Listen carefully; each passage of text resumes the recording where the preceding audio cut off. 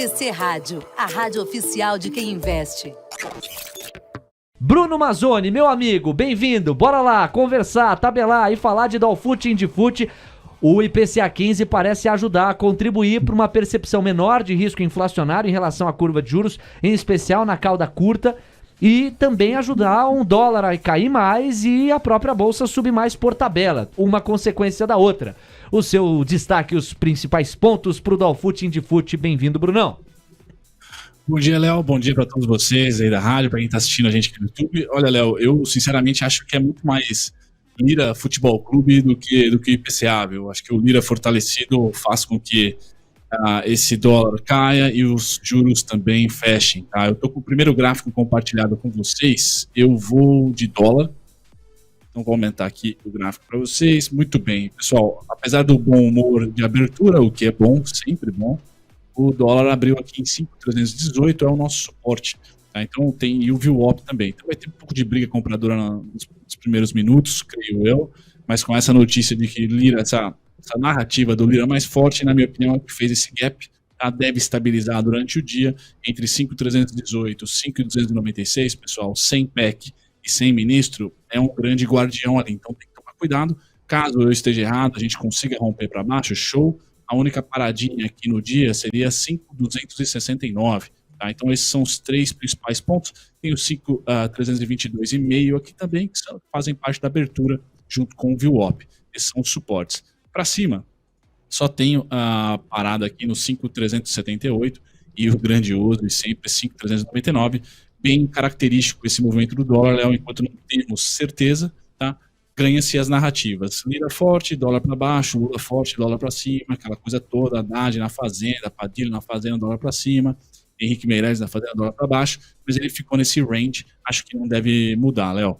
Perfeito. Ou seja, a fotografia do dólar assim posta. Nós temos a moeda americana recuando 0,90% agora, R$ 5,322.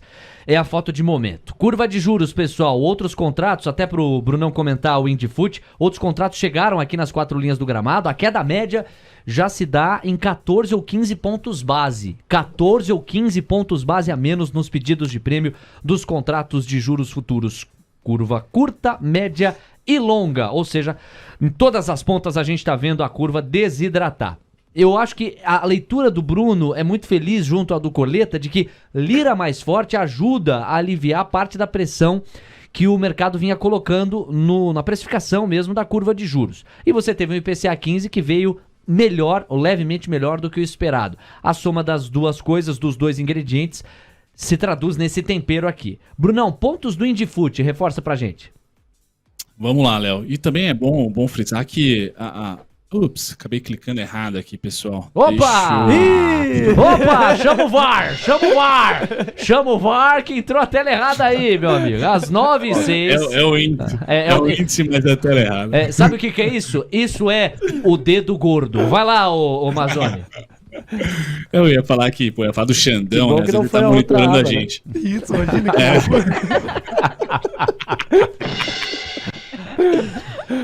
Já pensou?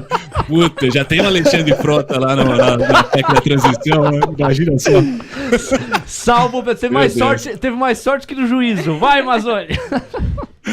Vamos lá, porra, eu ia comentar do Xandão, essa martelada que ele deu no PL também tirou o risco aí de um terceiro turno. Então, acho que também o Lira e Xandão fizeram aí um alívio nas tensões, tanto de juros, dólar e uma perspectiva mais positiva para o índice. Vamos lá, a abertura em gap deixou o suporte aqui no 109,875, tá? Também deixou um suporte aqui em 109,45 e os mesmos do dia de ontem, pessoal. Amanhã eu vou trazer o gráfico diário para vocês do índice, vocês vão ver aquela lateralização que a gente já projetou aqui das duas últimas PECs. Deve continuar. Então o índice, caso rompa aqui o 250, o 280, 111, 280, 250, pessoal, tem paradas terminais ali já em 111, 850 e principalmente 112, 760, 112, 920, 113, 225. Aqui são as melhores vendas, pessoal. Até quando? Até ter definido PEC, ter definido ministro. Tá? Dificilmente a gente vai conseguir vencer ali. Então o melhor trade, subir de escadinha até lá, é o mais provável.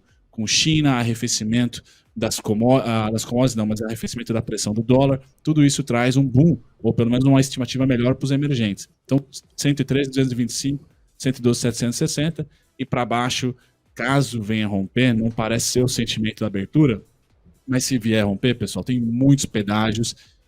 Rompeu para baixo, hora de comprar, rompeu para cima, hora de vender, vai continuar assim até a gente ter a definição de PEC e ministro. 9h08, Guilherme Cunha, meu parceiro, bem-vindo ao Expresso da Manhã, sua leitura inicial deste mercado de futuros que mostra uma moeda americana para baixo em R$ 5,322, um Indifut em 110.330 pontos e uma curva de juros que está caindo, aliás, renovando mínima atrás de mínima, uma média agora de 24 pontos base a menos na curva de juros. Desse jeito o Hexa vem, hein? Bom dia. Vai Brasil!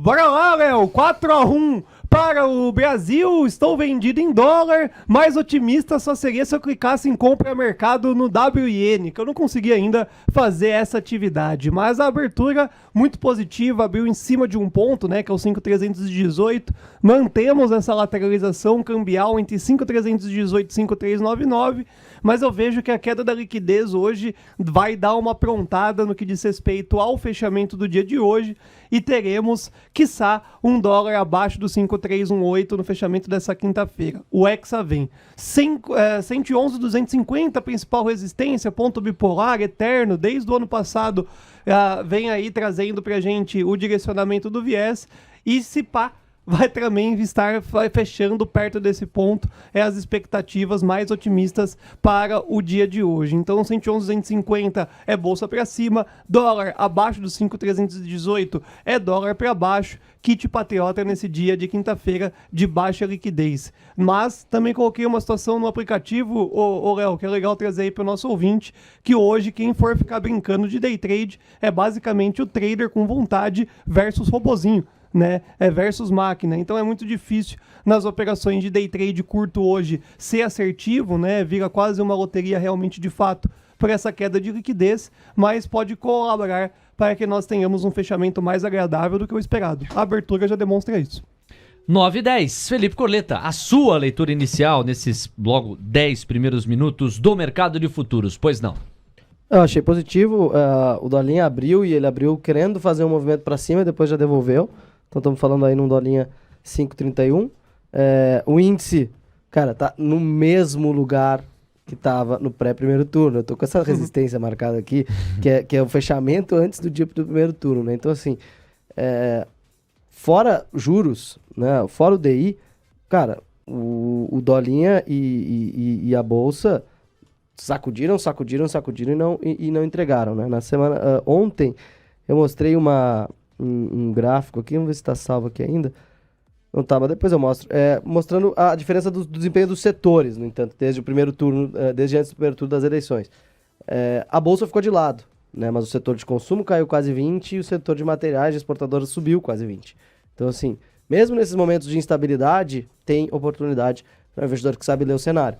Então, acho que olhando para o que foi falado aqui pelo pessoal que faz recomendação dentro do TC em relação ao cenário eleitoral, acho que foi muito feliz, né? Se falou em Vale como uma boa alternativa no caso da eleição do Lula, e ela se provou ser. Se falou em Long, Junior Oils, Short, Petrobras, que também foi um bom trade no pós-eleições. Então a equipe aí que faz análise também está super de parabéns, e a dinâmica vai continuar essa. Não adianta olhar tanto para índice, olhar tanto para dólar, tudo vai responder ao DI. O DI, ele é o mestre nesse momento, e o DI, se ele não fechar, a gente vai ver esse índice para baixo, a gente vai ver esse dólar para cima, porque a percepção de risco está sendo... O termômetro de risco hoje é o DI, e ele só vai passar quando a gente tiver algum tipo de notícia mais firme em relação ao mercado. Talvez, depois de uma vitória do Brasil, a gente tenha hoje alguma notícia ruim, né? Porque o PT pode soltar uma notícia ruim depois da vitória do Brasil para dar uma acalmada, ou a gente pode ter algum tipo de comunicação pós-jogo também na política, né? Especialmente a partir de ontem, que foi um dia muito agitado. Eu acho que hoje à noite a gente pode ver alguma coisa, porque, enfim, é exíguo, né? E exíguo é sinônimo de apertado, mas também é sinônimo de insuficiente. Então, e aí? É insuficiente ou é só apertado? Corleta, 9h12, faz um grande favor para mim aí no seu computador. projeta, por favor, para nós o contrato D1F, pode ser o 28 ou o 29, o que tiver mais fácil para você, por uma razão. Número ímpar, sempre número ímpar, Léo. Então, 29. Seguinte, nós temos uma queda de 34 pontos base. 34. Agora, inclusive a queda média chegou a encorpar, porque os números ímpares têm mais liquidez, né? Eles costumam ser mais referenciais. A gente tem aqui uma queda média de 29 pontos base a menos. E essa média vai avançar para 30. Dá uma olhada na porrada ali para baixo. Ó. A gente já tá falando desse contrato em 13,42% ao ano. Antes de nós iniciarmos aqui esta edição, este mesmo contrato já estava na casa dos quase 13,75%, quase 13,8%. Quer dizer, uma senhora pancada, Corleto. Faz o L. O L Esse de L lira. aí, né? O L de lira.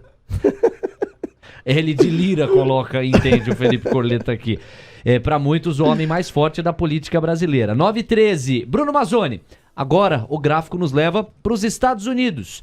Na verdade, hoje com o feriadão por lá, a bola praticamente... Né, não, o pré-mercado, ele acontece. Você consegue ver o Dow Jones futuro, o S&P futuro, o Nasdaq futuro. Isto é uma verdade. Mas a liquidez é muito menor e o olhar de negociação praticamente inexiste, o que por tabela tira a liquidez dos mercados globais. Ainda assim, o que os últimos gráficos revelam quando a gente foca nos Estados Unidos, hein, Brunão? Vamos lá, Léo. Como hoje não temos muita liquidez, eu vou aproveitar aqui e mostrar os gráficos mais amplos, né? Gráficos mensais, gráficos semanais. E agora vamos ver, sem errar o tab aqui, vou colocar o gráfico do DXY mensal, pessoal, para tentar trazer para vocês o contexto de ciclo. A gente já compartilhou esse gráfico com vocês. Então, em vermelhinho aí, vocês têm os grandes ciclos de alta do dólar perante moedas do G8, do G6, assim.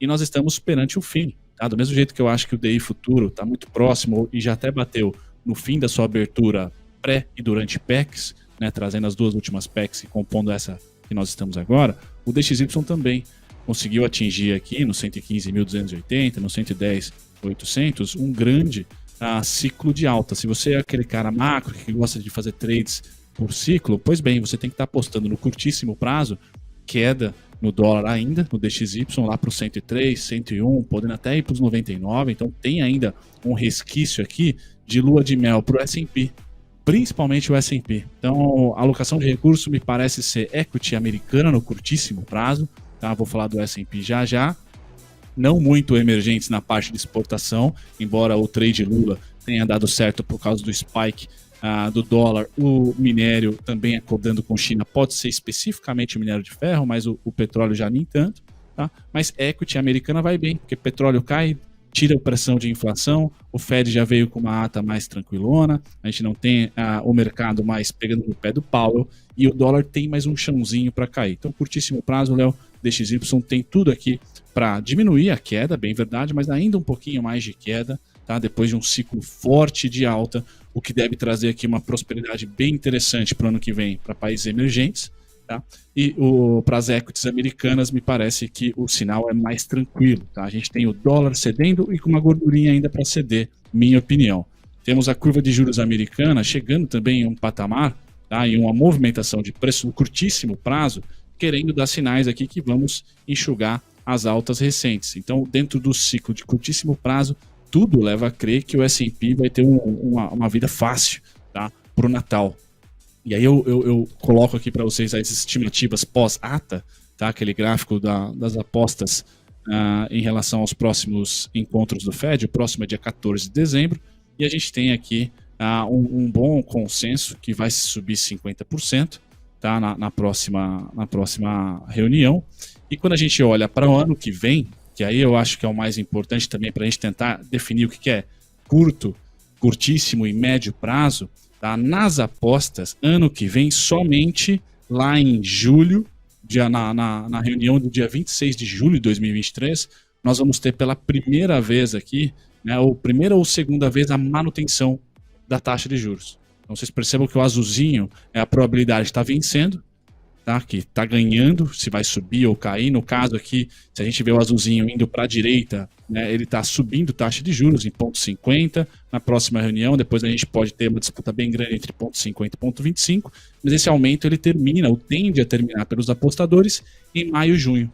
E aí nós temos um período aqui de estabilidade das apostas, que não sobe nem corta, então a manutenção, E aí, no segundo semestre, já estão apostando pelo menos o 34,2%, que é a aposta mais que está ganhando para aquele momento, para aquela reunião do dia 20 de setembro de 2023, é um corte de 25%. Tá? Então já há corte para os apostadores aqui para o ano que vem na taxa de juros americana. Assim, a gente tende a acreditar que isso não mudando muito, pessoal, se o S&P já está subindo com a atual subida dos juros, o mundo tende a ficar mais claro e mais colorido ali para as equities no curtíssimo prazo, queda das commodities e deflação. E no médio prazo, lá no segundo semestre, nós podemos ter também uma retomada de bom ânimo para a economia americana, caso o tal soft landing aconteça, uma recessão não muito abrupta aconteça. S&P no curtíssimo prazo, Léo, para terminar aqui, deu aquilo que a gente estava comentando, então ele conseguiu liberar aqui com dados fracos ontem do PMI e no curtíssimo prazo é positivo. Tá? Então eu vejo o S&P podendo passar o Natal aí até os 4.190, 4.223, e aí ano que vem, primeiro e segundo trimestre, quedas, porque a economia vai ruir e aí não vai ser mais interessante, mas no segundo para o mercado financeiro, mas no segundo semestre a gente pode ter a reversão de novo para alta.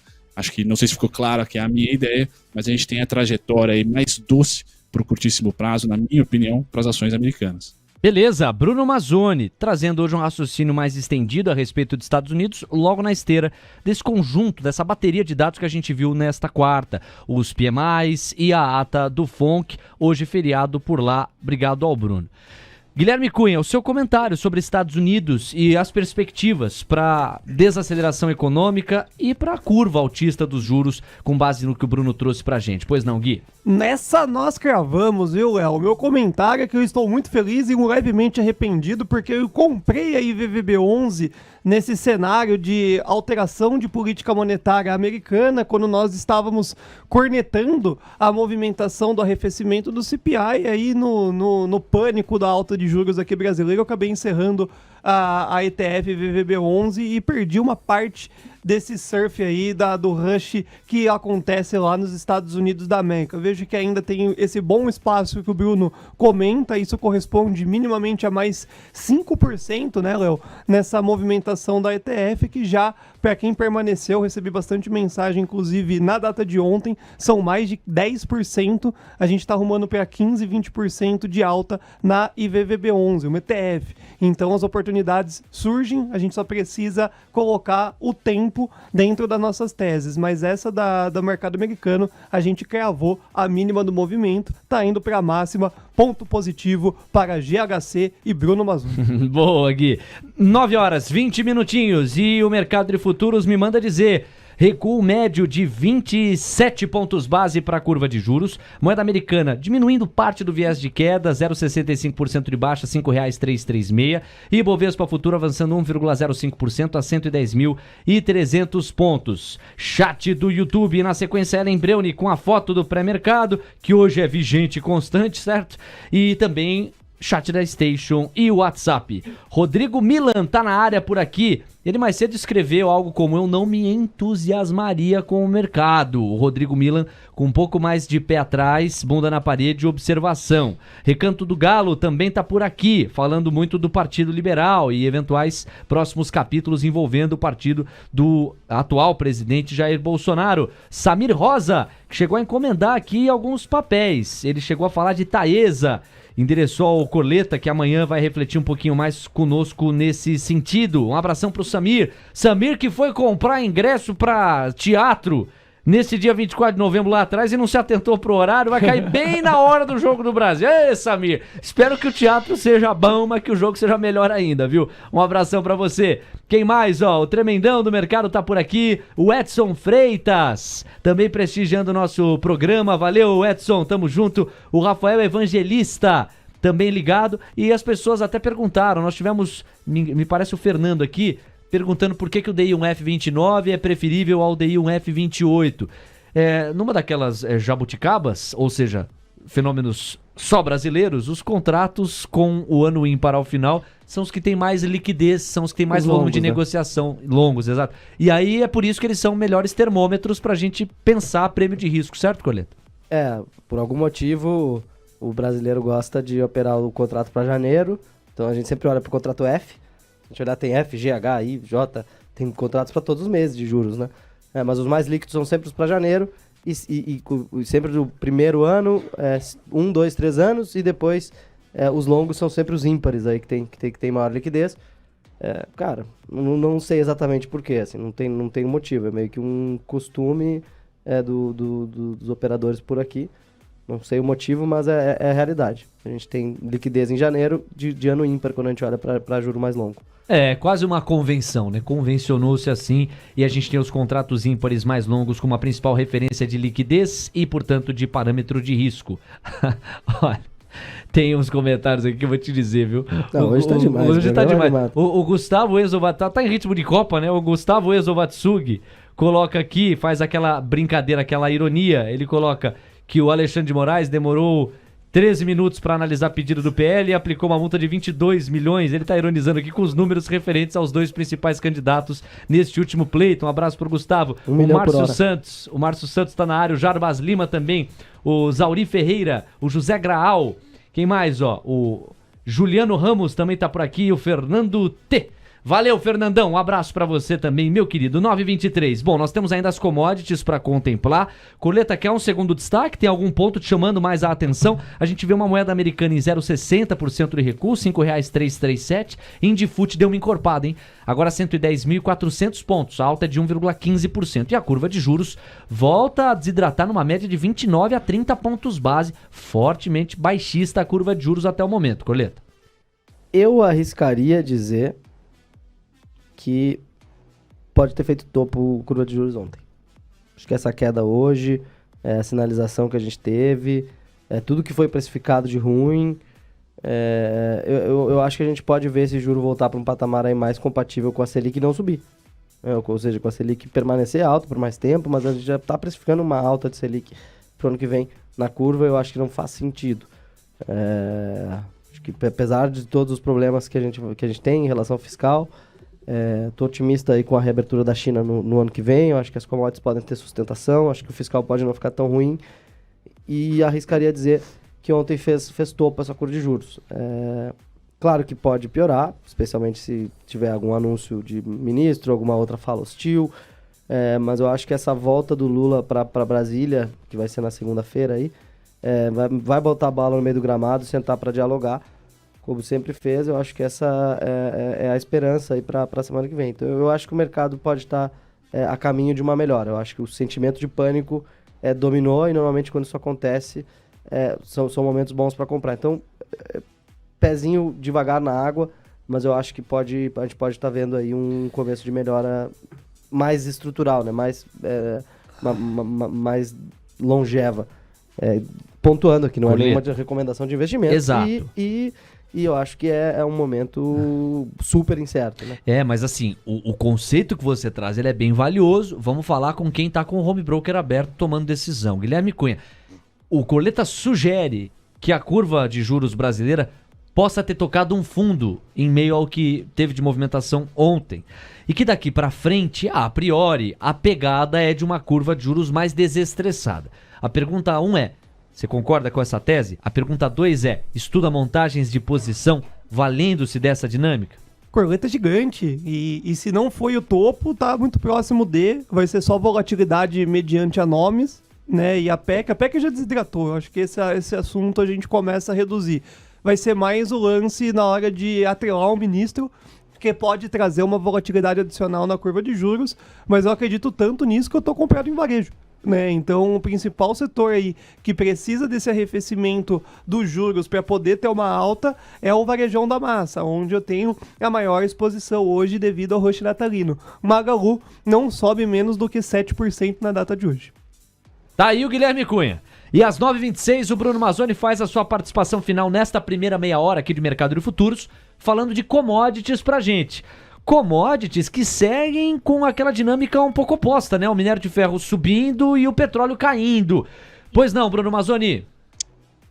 É isso, Léo, você tem toda a razão, e é o petróleo principalmente, que é uma das teses aí que podem favorecer muito o mercado americano perante qualquer outro, porque é deflacionário, né? Então a gente tem o dólar caindo e o petróleo caindo, geralmente o DXY cai, o petróleo sobe, então é um mundo muito doce para quem aloca recurso na gringa. Esse gráfico do petróleo que eu estou compartilhando com vocês, pessoal, também é um gráfico mensal, tá? Qual que é o cenário que eu vejo para o petróleo para 2023? O mesmo de 2011 a 2014, 2013 ali aproximadamente. É esse cenário aqui que eu estou grifando em amarelo, tá? Um cenário de estabilidade dos preços, tá? Eu acho que o topo já foi iniciado, já foi feito, tá? Agora a gente precisa entender aonde que vai ser a mínima, tá? Se a história rima, a mínima lá de 2013, 2012, ela foi praticamente na cabeça aqui do pivô feito em 2009. Então foi um mesmo patamar de preços.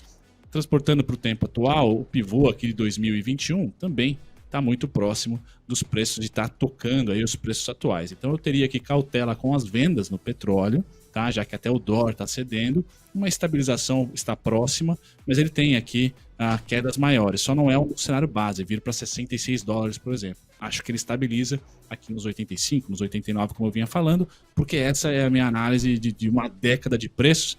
E aí você comentou, poxa, o minério está subindo e o petróleo está caindo. Quero que vocês tenham atenção, pessoal, ao mínima de 2020, feita no petróleo, tá? Que foi muito além da mínima de 2017 e 2018, 2019, né? A mínima de 2016, quando o petróleo parou de cair, começou a subir em 2016, 2017, tá? 2020 a mínima foi muito mais forte, tá? Mais forte também do que a mínima de 2008. Então, o petróleo é uma clara tendência de queda aí na última década, tá? Pós a pandemia é que conseguiu ressurgir aí para retomar máximas de uma década atrás, 2008 no caso. Quando a gente vai para o minério de ferro, também no gráfico mensal, a gente vê o mesmo fundo em 2016, então com certeza o melhor stock picking para emergentes foi 2016, eu aguardo um novo 2016, só não acho que é 2023, acho que a gente vai estar olhando aí para um 2024, 2025, tá?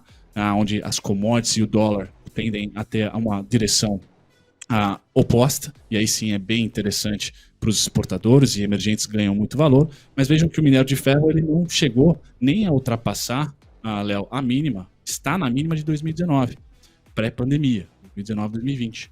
Tá? Então o minério de ferro mais, vamos dizer assim, uma demanda um pouco mais madura e menos volátil e não está em tendência de queda na última década, muito pelo contrário, a tendência do minério é de alta. Então eu concordo com o Corleta, estou com ele nessa, que dentro das commodities a gente vai ver vários mundos diferentes, grãos, metálicas e energia. Eu vejo um arrefecimento de energia por um lado e uma fortaleza aí caso China venha da parte de minério de ferro, principalmente no curtíssimo prazo. Por quê? Tende a ter um spike maior. O petróleo tende a ficar mais controlado, porque machuca mais a economia real, enquanto que o minério de ferro é até bem quisto. Né, ganhar um valorzinho ali, porque ele é uma proxy com cobre, etc., de crescimento. Tá? Então o minério de ferro pode sim ser um destaque aí para o ano que vem. Nesse curtíssimo prazo está muito dependente aí de novos dados chineses, mas eu queria trazer essa perspectiva. O petróleo é mais perigoso, tá? A gente está numa tendência um pouquinho mais fraca aí na última década, o minério um pouco mais robusto aí nesse finalzinho de ano, Léo. Perfeito. Bruno Mazzoni, o nosso super obrigado. Você que volta a conversar com a gente lá mais tarde, no Bom Dia 2.0 em ritmo de Copa. Este é o Brunão com a gente. Valeu, parceiro. Até mais tarde. Valeu, Léo. Até daqui a pouco. TC Rádio, a rádio oficial de quem investe.